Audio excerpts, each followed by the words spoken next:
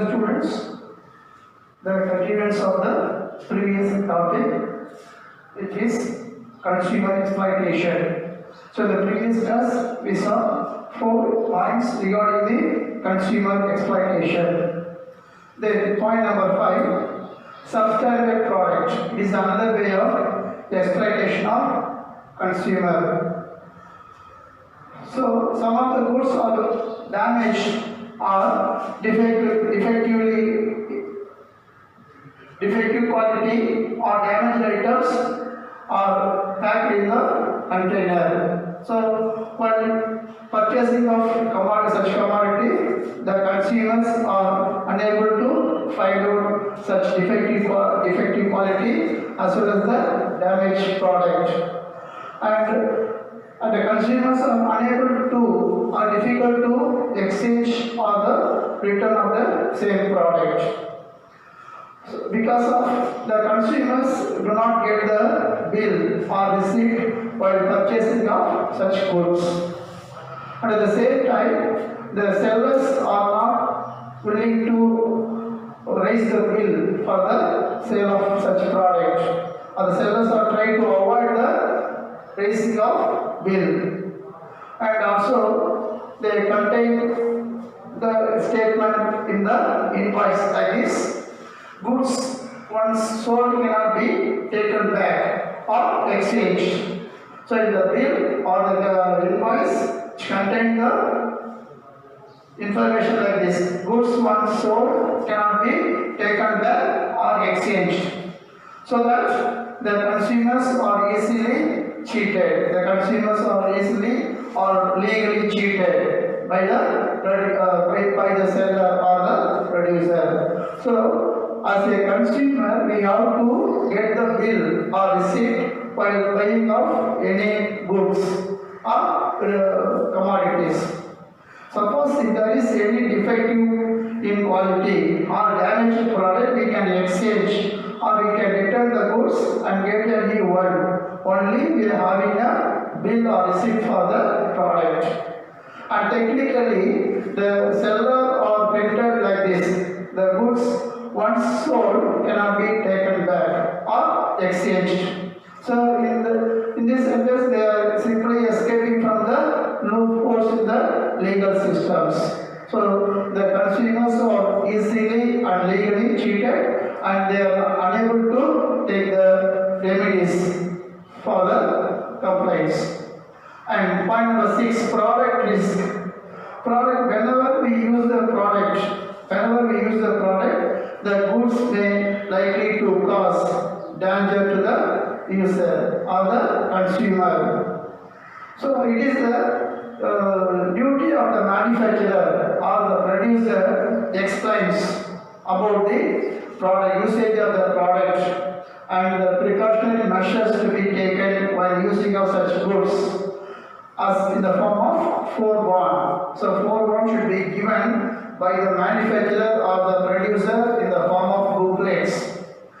What are the usage of the product, how to use the product, what are the preventive measures or precautionary measures to be taken by the consumer or the user while using of such product.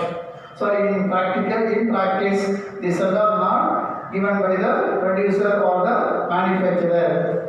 So in the absence of these 4 warnings by the manufacturer or the producer, and the consumers are likely to encounter the danger while using of such product.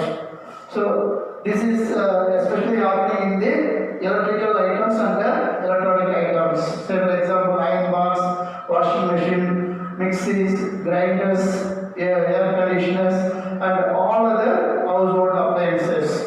It is the duty of the manufacturer or the producer to explain about the usage of the product and precautionary measures to be taken by the consumer or the user while using of such product. It should be given by the manufacturer or the producer or the seller in the form of 4 warnings, maybe given in the form of booklets or catalogs, but it is not available in practice. Then warranty and services. Another way of exploitation of the consumer is warranty and services. So in case of durable goods like refrigerator, washing machines, air conditioners, two-wheelers and TV sets, even the purchasing of cars. So a specific period of warranty period given as free services. That means free services are guaranteed for a few years, which is called as the warranty period for using of such product. But in practice, free services are denied by the dealers, even the warranty period. They are giving guarantee only for the few items. That too, the product are not easily getting damaged. So they are giving guarantee or warranty only for the few items. That too, the goods are not getting, the spares are not getting damaged. And in such a case, the consumers has to pay more amount of money as repair charges. So the free services, after sales service and guarantee period are not properly available to the consumers. It is another way of exploitation of consumer. That is warranty and free service.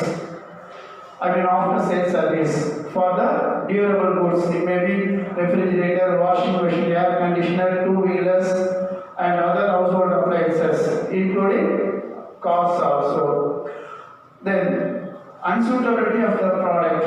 The product should be consist of the quality. First of all, the quality, suitability, durability. These are very important for each and every product. Quality, durability, suitability are called as fitness of the product. Each and every product should possess all these qualities. But in practice, it is not so. And unsuitable products are available in the market for consumption. The products which are not suitable for consumption are highly sold in the market. So the low quality, inferior quality of product, short span of life, and it is not suitable for usage of product in the routine life. And for example, some of the products are marked as unbreakable, is mentioned in the package, unbreakable. While using of such product, it has been broken. So it is a false. Similarly, a battery labeled as leak proof, but while using of such battery, likely to leakage. So these are all unsuitability of the product, come under the unsuitability of the product. That is unbreakable and leak-proof batteries. So the producers or the sellers are escaped from the loopholes of legal systems. Simply they are escaping from the loopholes in the legal systems. Unsuitability of the product. Then false advertisement. So it is the duty of the advertisement or the producer regarding giving of advertisement to educate the consumer. So the duty of the dealer or the producer or the seller to educate the consumer by way of advertisement. What are the usages of the product, how to use the product, what are the precautionary measures or preventive measures to handling of such products. So it is the duty of the producer or the manufacturer. But in practice, the advertisements are fully false advertisements. False claims are given as advertisement. For example, quality, price, grades, and composition of the product, guarantee, and everything should be given as a false, filthy claims. And the consumers are easily cheated while purchasing of product on the basis of the advertisement that given by the producer. They are simply cheated based on the claims or we are seeing in the advertisement. So the false advertisement is a very easy way of cheating of consumers, is another way of exploitation. And the last word, short measures and weights. The products which are sold by the producer or the seller not correctly measured, not correctly weighed. So it is also another way of exploitation. And planned obsolescence. Planned obsolescence, out of use, out of the product, out of the period. The product are sold in the hands of consumer which are out of use. That is not fit for the usage of the product, which is known as planned obsolescence. And short measures and weights. This is another way of exploitation. So there are 10 important ways of exploitation of consumers. So in the previous class we saw 4 points. Now we have completed another 6 points. So total number of points 10. The consumer exploitation is the 5 mark questions. Go through this correctly. So we will see the rest of the portion in the next class.